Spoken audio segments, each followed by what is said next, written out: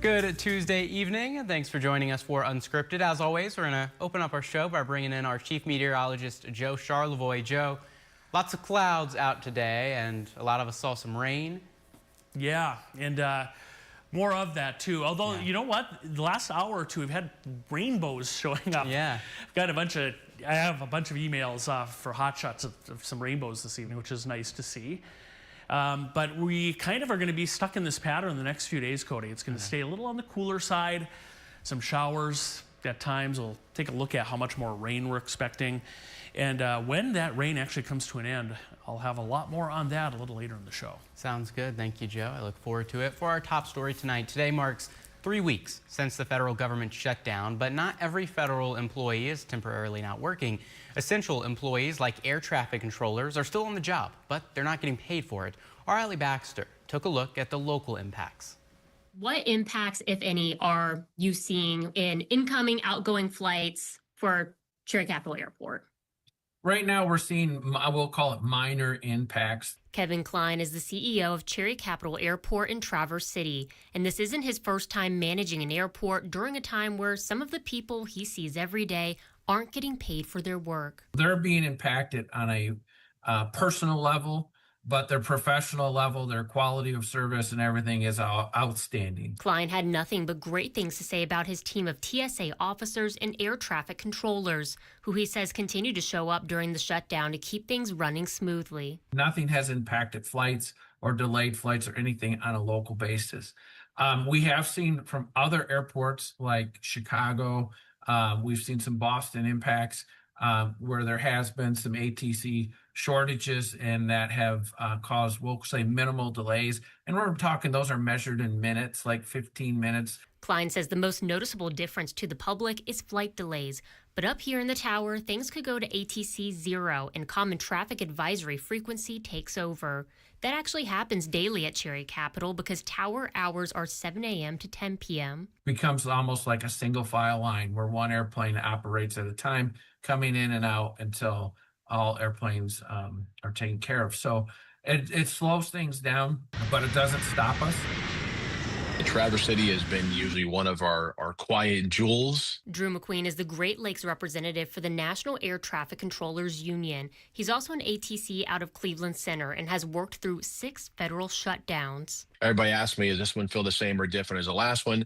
Look, they're all the same to me. You know, we shouldn't be put in a position to where we're worrying about getting paid. McQueen says what many ATCs could be feeling right now is a lot of anxiety. There's a lot of uncertainty. There's a lot of, quite frankly, anger. McQueen says that's due to working in an already stressful public safety job in an industry that's understaffed. Knowing that your payday coming up next Tuesday, October 28th, will be a 0 paycheck. It just adds a whole nother level of stress. And that's a stress that McQueen says ATCs may have to choose between if the shutdown continues. Putting a choice of, you know, I can't go to my air traffic control job today. I've got to go drive Uber today because I got to get money by the end of the week. What would the NATCA's message be to lawmakers right now? It's simple. End the shutdown. Controllers in the national airspace system shouldn't be the rope in the political game of tug of war. Allie Baxter reporting despite not getting paid, McQueen says controllers are committed every day to showing up and running the safest national airspace system in the world. We reached out to our Michigan lawmakers in Congress about the stress controllers are facing due to the shutdown. We didn't hear back from them at airtime. Well, Michigan's first ever Microplastics Awareness Week is right now. We're in the middle of it. It started Sunday, October 19th, and stretches through October 26th. So to talk a little bit more about microplastic awareness, we're going to invite Amanda Suki onto the show, a biology faculty member with Central Michigan University. Thanks for joining us. I guess if we can take, a 100-foot view, can you first tell us a little bit about what are microplastics? Yeah, absolutely. So microplastics are essentially small pieces of plastic in the environment. We define them as being less than 5 millimeters in size, and those can go all the way down to until we get to an even smaller category of nanoplastics that are less than 1 micrometer. And these microplastics are typically from things breaking down in the environment, whether we're talking about plastic trash like bottles, plastic bags, but especially even our clothes, which are made up of plastics as well. Yeah, and with it being an awareness week, can you talk to us a little bit about the importance of awareness when it comes to microplastics, especially in Michigan, where there is so much water? Yeah. So microplastics are sort of a relatively new pollutant in the research world. Plastics are a new material in general, and it's really just in the past 15 years or so that we've become aware of their problem in our waters. We've known for a while that they accumulate in the ocean, but it's really the Great Lakes have been a really big source of accumulation as well. And it's just that we don't know very much about them, is why it's so important to begin to pay attention and continue to do research on them. We've, for the past 15 years, gotten a pretty good idea of where we find microplastics everywhere, right? So all sorts of different environments, different tissues in our bodies. And now the next step really is to figure out, well, okay, what are they doing? What effects do they have on our health and on the environment? Yeah, and as I mentioned earlier, this is the first ever Microplastics Awareness Week in Michigan. Why is there an urgency specifically right now to understand these impacts? Well, there's been momentum building for several years to better understand the impacts of microplastics. I think we've reached sort of a critical mass of research that we understand that they are everywhere, that we understand that the Great Lakes are actually, again, like I said, sort of a really big sink for these microplastics in the environment, sometimes greater sink than they are in the ocean. And so we find them in really, really high concentrations. And given that our identity is really tied to being a Great Lakes state, we really value our freshwater resources. It's important time now to make those next steps to really consolidate our efforts so that we can really advance what we know and hopefully protect our waters. Yeah, and you mentioned research being done. What really does that look like when it comes to research to better understand the impacts of microplastics, especially on our health? Yeah, so I'm not a medical doctor. I do research on microplastics in the environment. So I can speak to that in a little bit more detail. Yeah. Regarding microplastics on our health, we can't do direct studies, right? We can't dose people with microplastics, and we don't have a lot of long-term data, so it's hard for us to tell what the long-term effects are of microplastics on our health. Right now, we're just looking at sort of these correlation studies of, okay, we see that microplastics might be correlated with inflammation or oxidative stress. We can use animal models for that, but the direct impact and real impact isn't known, and that's still a very active area of investigation. In terms of looking at microplastics for environmental health, we know we find them accumulating in critters, right? Organisms eat the microplastics, other organisms eat those that have it, and we find that accumulating in their tissues. It accumulates in the soil where it can affect a lot of other important soil processes that keep our ecosystems healthy. And we just don't know sort of what level of microplastics do we start to see these tipping points and real problems occurring yet.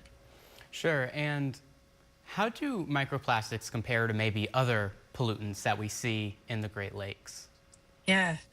So microplastics are unique. A lot of the pollutants that we talk about in the Great Lakes are soluble in water, and what that means is it dissolves in water, much like you can dissolve sugar or salt in a cup of water, and so that means that it'll just move wherever the water goes. Microplastics, on the other hand, are a solid material, right? So they're a bit more like dirt in the water. It doesn't dissolve in, so it has to get suspended in the water to move around. So that's going to affect how the microplastics move through the environment, where they settle in the environment, and how they interact. Say, are we looking at microplastics in the soil? Are we looking at microplastics suspended at the top of the water column where fish can access them more easily? And so the other unique thing about microplastics also is that it's not just one chemical, right? So if we're talking about phosphorus and how that can affect algal blooms in Saginaw Bay, for example, we're talking about one chemical. Microplastics, really, plastics is this sort of umbrella term that encompasses a lot of different types of chemicals. All of those different types of chemical plastics can have other things mixed into them, plasticizers, colors, flame retardants, and all of those things can further interact with the environment. So we're not just talking about sort of one thing when we talk about microplastics, and that makes it immensely complicated to look at the effects of these things on the environment, because one plastic could have one effect and another plastic could have a totally opposite effect.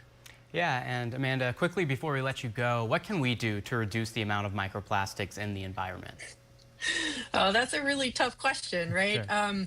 It's certainly we're not going to get rid of plastics. Plastics have changed our lives Yeah. for the better in so many ways, right? So we're not talking about getting rid of plastics here. It's more about actions that we can do to mitigate the amount that ends up in the environment. So that could be as simple as, okay, do we develop ways that we can dispose of plastics more appropriately so they don't end up in waterways?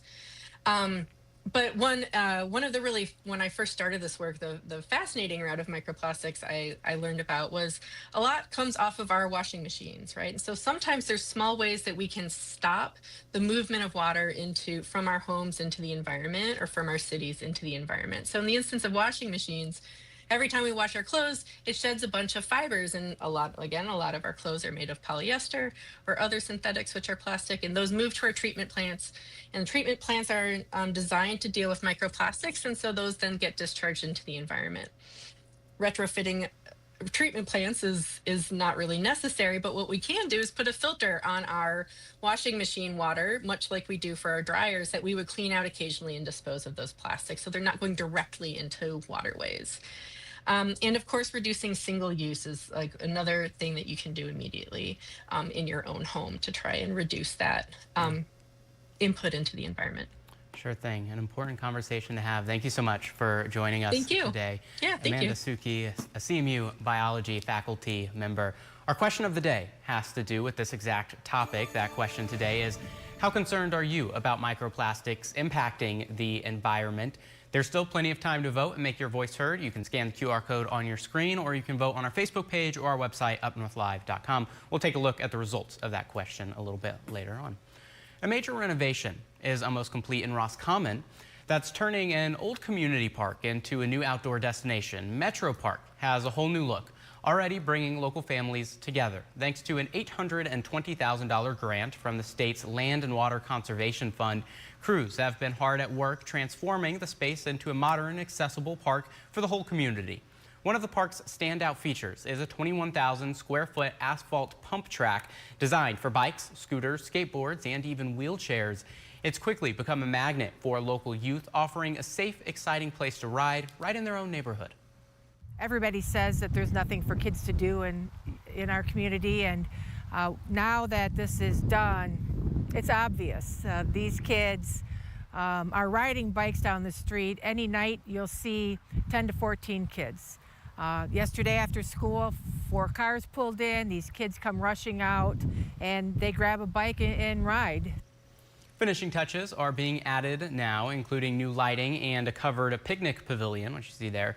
The community is invited to celebrate the new Metro Park at the ribbon cutting November 8th. That brings us to our first break of the show. When we get back, we'll check in on the forecast for the rest of your week with Chief Meteorologist Joe Charlevoix. Stay with us.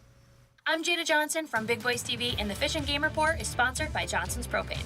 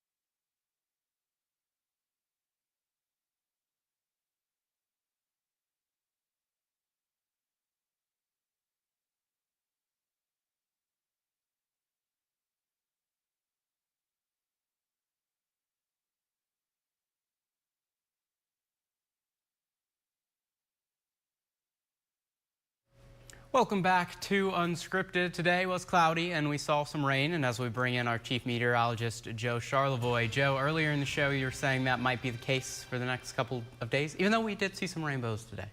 Yeah, we had a little sun too, so we got Yeah. the rainbow effect out there today in some spots. Yeah, it was an interesting day because we had rain last night. In fact, if you're up early this morning, it was really pouring. And then for a lot of spots, Cody, the sun came out. And then now we've got more showers again. And that'll kind of be the case tomorrow and Thursday, some lake effect rain. But in between, when the sun did come out today, this was earlier today, our UpNorthLive Skyview drone was up over Lake Dubonnet. That is near Interlochen, Grand Traverse County. Look at all the fall color. By the way, I didn't realize Lake Dubonnet has all these little islands out there. Take a look. Cody, you think if you got stranded, you could make it on one of those islands? Make it to shore? Yeah, I think I can make that swim. I think I'm capable. And some swans there too. Enjoying the little limited sunshine we had earlier. Let's take a look now. We're inching in on sunset. This is a look currently at Mackinac City, the bridge, Petoskey, Gaylord, and then look at those clouds over Traverse City. Some lake effect clouds, a little sun also trying to peek through. Temperatures have been cool today. It's been the coolest day so far this fall, with highs a few 50s earlier, or mainly now in the 40s. These are the current numbers, and it was just cool enough today. You might look at this and think, oh, it snowed. Nah, not yet. This is called grapple. So you get snow higher up in the atmosphere that falls, and then it gets coated with super cooled water, and it falls to the ground, little almost sort of ice pellets, slushy sort of. It's not hail, even though it looks like it's not formed the same way. But that was earlier at Port Oneida. That's in Leelanau County. Laura sending that in. All right, here's the rain we had last night and this morning. There it is. And then you see the clearing right there. That was mid-afternoon. And then the showers filled back in this evening. It's exactly what we had forecasted, and that's kind of what's going on right now. There's the current state of affairs, with those showers continuing to sweep through here. Low pressure sits near Marquette. This system is going to weaken and kind of fill in, but behind that we'll pull in a northwest wind, and that's going to draw in that lake effect rain. So here's tonight, there's tomorrow morning. You might see some sun tomorrow. I know we're talking about all this rain, but just like today, there could be some sunshine tomorrow at times. And then here the rain becomes more widespread tomorrow night. Overnight into Thursday. There's our Thursday afternoon. You get the general picture here. We'll be dodging rain at times, not only through Thursday, but even into Friday potentially. A couple scattered showers for Friday. As far as how much rain, there's the totals between now and Thursday afternoon. The blue shaded area is around a ½ inch perhaps of rain still coming in. You kind of see it follows the lakeshore up around Marquette, coming in off Lake Michigan, also out downwind of Lake Superior. And we'll jump ahead to the weekend, which looks nice. So just in time for Saturday and Sunday, the rain ends. So next weekend, 50s Saturday, partly to mostly cloudy, and then Sunday looks good, 52 to 62, mostly sunny and pleasant. All right, the extended forecast shapes up like this. 40s, cool, rainy Thursday, a few showers Friday, and then you see the weekend looks okay, Saturday, Sunday, and that dry weather should carry over into next week. In fact, next Tuesday, it'll be a lot different than today. We're looking at 50s and maybe some mid-60s, Cody. So a few more rainy days, and then we get into a dry stretch heading into the weekend. Yeah, you know, that works for me. Maybe crack open the window, read some over the next couple of days, hear the rain, and then over the weekend, a little bit more sunshine. Sounds good. Yeah, I'll take it. Thank you, Joe. We're going to take another quick break. When we get back, we'll check in with Sports Director Harrison Beebe about maybe some of the game last night, the big one, and what's on tap for today. Stay with us.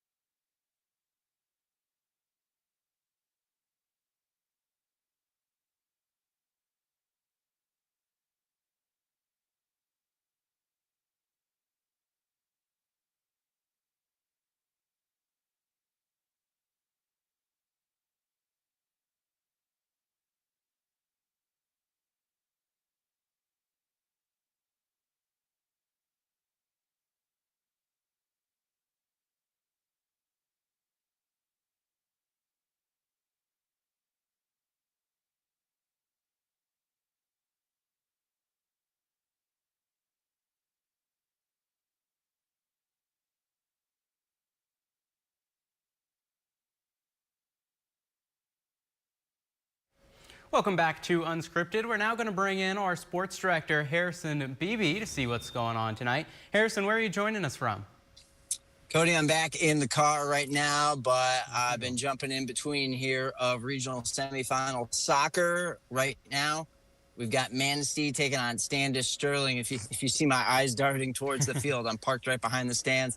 The game is still ongoing. They had a little bit of a delay. I was thinking when I booked this unscripted segment, I would have time between games to chat with you, but there's actually a 2-1 game going on. Manistee trying to hold on to this lead in the regional semifinal against Standish with about 10 minutes or so to go. So we'll get you highlights on that at 11. And the other game in this regional is Elk Rapids taking on Fremont. Now, Elk Rapids, kind of the powerhouse of this division. They've won this regional a lot. They were in the state finals a year ago. So it's probably their regional to win, but that's why you play the games. You never know for sure. Yeah, absolutely. And if we talk a little bit about last night, the Lions, how about them without safety, Brian Branch, after the suspension, and yet they still hold a high-powered Buccaneers offense to 9 points. How about that? Yeah, that was a shocking performance to see Tampa Bay look not like Tampa Bay, but you know what? Give a lot of credit to Detroit for doing that, especially with backups in that lineup. But they knew they had to win that one, and they've got that streak of not losing consecutive games in 3 seasons now is just, it's crazy to think that that's a real thing. And yet people thought after losing to the Chiefs and then losing Branch and having Tampa come to town, that was in real jeopardy. But 24-9 scoreboard later, Lions back in the win column and back in the mix in the NFC. Yeah, absolutely. Harrison, before we let you go, of course, these games that you're at right now, I take it. Anything else to look forward to for tonight at 11? Regional semifinals in general, we know Leland, Harbor Springs, and TC St. Francis are also in games right now, a little south of me, but we'll recap all those scores tonight at 11. Or if you're going to join us on NBC after the NBA games. Yes, that's right. Good note there. That kicking off tonight. Who you got winning the title this year? Your way too early pick. Let's go another Thunder repeat. Why not? Yeah, why not? They look tough to beat. Yeah, so. They're huge favorites, young. All right, Harrison, thank you for joining us. We're going to take our final break of the show. When we get back, we'll take one last look at our question of the day. There's still plenty of time to vote. You can vote on our Facebook page or our website, UpNorthLive.com. You can also leave a comment. We'll take a look at those results when we get back. Keep it here.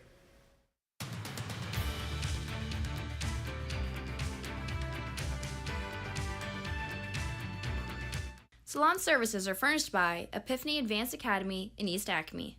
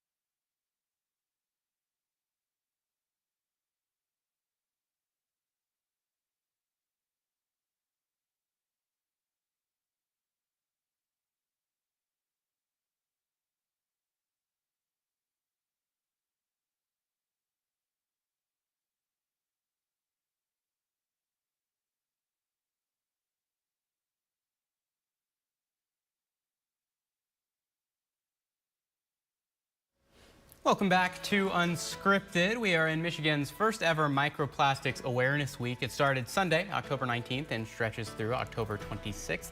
Our question of the day today was about microplastics. We asked, how concerned are you about microplastics impacting the environment? 59% of people said very concerned, 29% said somewhat concerned, and 12% of people said not concerned. And looking at some of your comments, Bill said, let's say I'm not happy about microplastics, but after over half a century, it's too late for me to be concerned about me, but I surely hope that since its discovery, it is taken care of somehow, at least for our children's children. Alex said environmental concerns such as this one are absolutely important. Thanks for commenting. Thanks for voting if you did. And always, thanks for joining us on Unscripted. Have a great night.